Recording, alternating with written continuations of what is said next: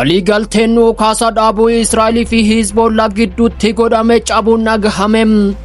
Humnoonni lamaanuu waliigaltee cabsuun ijatti wal tufuu eegalaniiru. Gama biraatiin waraanni guddaan Sooriyaatti dhoowuu hordofe Raashiyaa fi Iiraan haleellaa kana keessa harka galfachuu beeksisaniiru. Akkam jirtu kabajamtoota hordoftoota miidiyaa JSS Afaan Oromoo. Odeeffannoo kana bal'inaan kan isiniin geenyu ta'a.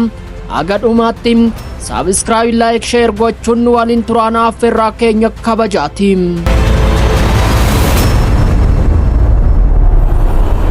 Israa'el fi Hizbollah gareen lamaanuu waliigaltee dhukaasa dhaabuu cabsuun walaaleelaniiru. Hizbollah haleellaa buufata waraanaa irratti raawwateef haaloo ba'uuf Israa'el wiixata galgala Liibaanos keessatti xiyyeeffachuun haleellaa eegalteetti. Haleellaa Israa'el gandoota kibba Liibaanos lama irratti raawwatteen yoo xiqqaate namoonni nagaa 9 ajjeefamu ministeerri fayyaa hawaasaa biyyattii beeksiseera.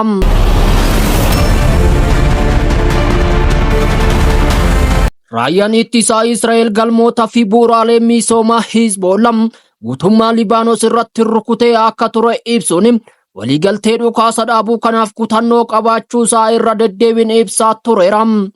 Hizbollah sarbama Israa'el raawwatteef deebii kennaa akka jiru ibsuun haleellaa akeekkachiisa ittisaa taasisuun bakka da'oo waraanni Israa'el qabatetti dhukaasuu ibse.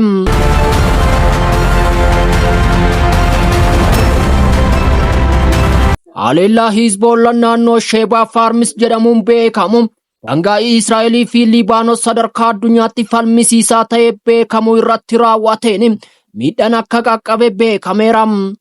Dhukaasa dhaabuun booda loltoonni Israa'el Liibaanos keessaa bahaa jiru jedhamus guyyaa kaleessaa Hizbollah waliin walaaleelaa ooluun dhagahame. Muummichi ministeeraa Israa'el Benjamin Netanyahuun haleellaa Hizbollah waliigaltee dhukaasa dhaabuu cabsuun haleellaa raawwateef Israa'el deebii jabaa akka kennitu dhaadataniiru. Waliigalteen dhukaasa dhaabuu yeroo jalqabaaf waqtii labsamu Netanyahuun yoo Hizbollah waliigaltee hin kabajne ta'e biyyi isaanii haleellaa jiilchaa ta'e fudhachuurraa akka duubatti hin jenne akeekkachiisuun isaanii ni yaadatama. Haleellaan erga waliigalteen taasifamee raawwataman kunneen waliigaltee dhiyeenya kana waraana ji'oota 13 fi Israa'el fi Hizbollah gidduutti ture xumuruuf kaayyeeffate taasifamee gara cabsuutti deemamuu agarsiisa jedhame. Waliigalticha torban darbe keessa Ameerikaa fi Faransaay waraana Liibaanos keessatti gaggeeffamaa jiru akka dhaabuuf jecha Israa'el balaa Hizbollah fi dhaabbilee shororkeessummaa biroo Liibaanos keessa socho'an irraa akka eegamtu taasisuun mallatteeffamuun isaan ni beekama. Hizbollah ta'ee Israa'el kibba Liibaanos keessa waraana isaanii akka baasanii waraanni Liibaanos akka bakka bu'u guyyoonni 60 kennameefii ture. Odeeffannoo birootti yoo ceenu pireezidaantiin Raashiyaa fi Iiraan haleellaa mormitoota kaaba dhiyaa Sooriyaa keessatti haleellaa rifaasisaa ta'e keessatti pireezidaantii Siiriyaa Bashir al-Assaadiif deeggarsa haal duree tokko malee akka taasisan waadaa galaniiru jedhame. Marii bilbilaa Vilaadimiir Puutiin fi Masuud Pezeshkiyan gidduutti taasifameen lameen isaanii gocha aangoonni seera qabeessa Siiriyaa sirna heera mootummaa fi abbaa biyyummaa naannoo deebisuuf fudhatan haal duree tokko malee kan deeggaran ta'uu ibsaniiru. Iiraan fi Raashiyaan erga waraanni biyya keessaa Siiriyaa bara 2011 ka'ee as deeggartoota ijoon Bashir al-Assaad ta'uun itti fufaniiru. Nuti Bashir al-Assaad deeggaruu itti fufna, sadarkaa barbaachisaa ta'ettis qunnamtii itti fufna, haala jirus xiinxalaa jirra jechuun dubbii himaan Kremlin Dmitry Peskov gaazexeessitootatti akka himanitti Raashiyaan ejjennoo kana kan kaaftu taanaan tasgabbiin Sooriyaa haga bu'uurarraa furamutti ni eegdi jedhani. Erga wal-dhabdeen kun ka'ee as loltoota 10,000 lakkaa'aman gara Siiriyaa kan ergite Iiraan guyyaa kaleessaa gorsitoota waraanaa ishee Siiriyaa keessa tursiisuuf karoorfachuu beeksifteetti. Loltoonni farra mootummaa guyyaa kaleessa kaaba Sooriyaa magaalaa Eelpootti buufata waraanaa Sooriyaa barbadeessuun beekameera. Loltoonni mormitoota Siiriyaa Pireezidaantii Bashir al-Assad irraa magaalaa Aleppo qabachuun isaanii waraana siivilii Siiriyaa irraanfatamee ture xiyyeeffannootti deebise. Sarara fuulduraatti ba'uunis baha giddugaleessaa waggootaaf waraanaan unkuramaa ture raasuu eegale. Loltoonni mormitoota haleellaa isaanii tasa adoolessa 26 kan jalqaban yoo ta'u, naannolee kaabaa fi kibba baha Aleppo irraa haleellaa raawwataniiru. Adoolessa 29 fi 30tti magaalattii keessa seenuun humnoota mootummaa dirqisiisanii ari'anii. Erga bara 2016 humnoonni mootummaa Raashiyaa fi Iiraaniin deeggaraman loltoota mormitoota aanaalee baha Aleppo to'atan injifachuun booda to'annoon magaalattii yeroo jalqabaaf jijjiirame. Loltoonni mormitoota naannolee kibbaa fi kibba dhihaa Aleppootti tarkaanfii isaanii dhiibuun naannoo bulchiinsa hamaa qabataniiru. Mootummaan ofirraa ittisuuf dhaadateera. Raashiyaan bara 2015 humna qilleensaa ishee gara Sooriyaatti bobbaasuun humnoota Bashir al-Assad gargaaruuf haleellaa qilleensaa gaggeessaa jirti.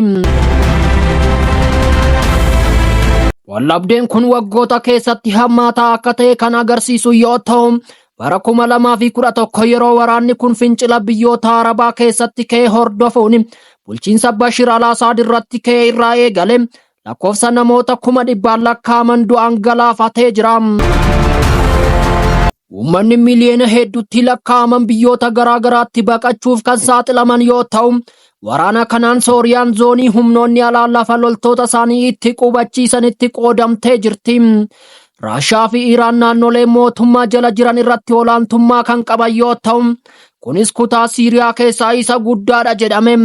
Ameerikaan humnoota kaaba bahaa fi bahaa kan qabdu yoo ta'u, humnoota dimokiraatawaa Siiriyaa Kurdootaan durfamu deeggarti. Turkiyyeen kaaba dhiha mormitootaan qabame keessatti loltoota qubachiiftee argamti. Madaalliin humna naannichaa wallabdee waggaa tokko oliif Israa'el, Iiraanii fi gareewwan hidhattoota isheen deeggartu waliin wallabdee uumameen raafame. Keessumaa gareen Hizbollaa Iiraaniin deeggaramu lola ji'a 2 oliif Israa'el waliin Libaanos keessatti gaggeessaa ture rukuttaa guddaan irra gaheera.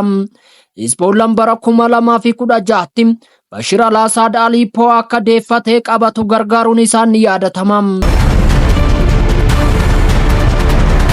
Manni maree nageenyaa dhaabbata mootummoota gamtoomanii bara 2015 murtoo wallabdee kana xumuruuf kaayyeeffate dabarse heera mootummaa haaraa filannoo to'annoo mootummoota gamtoomanii fi bulchiinsa iftoominaa fi itti gaafatamummaa qabu akka hundaa'u gaafateera. Ergamaan dhaabbata mootummoota gamtoomanii Siiriyaa Giriin Pedersen hammaachuun waraanaa kun adeemsa siyaasaa fiduu dhabuu yoo agarsiisu wallabdee kana keessaa karaa ittiin bahamu barbaaduuf jecha marii qabatamaa ta'etti seenuun barbaachisaadha jechuun gaafatanii. Egaa kabajamtoota hordoftoota keenya odeeffannoo biroo qabannee haga walitti deebinutti akka jirtanitti hamtuun isin hin argin jennee asumaan nagaadhaan mannaa.